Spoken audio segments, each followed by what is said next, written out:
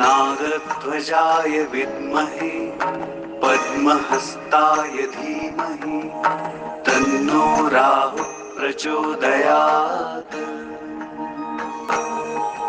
ॐ अश्वध्वजाय विद्महे शूलहस्ताय धीमहि तन्नो केतुः प्रचोदयात्।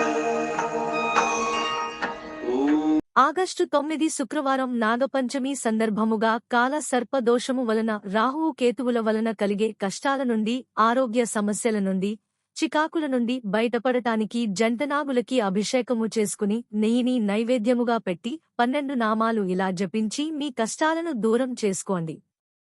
అనంత, వాసుకి, శేష, కమలం, కంభల, కర్కోటక, అశ్వధార, ధృతరాష్ట్ర, శంఖపాల్, కాళియా, తక్షక, పింగళ కనీసం 21 సార్లు అయినా జపించుకుని శుభాలు పొందండి.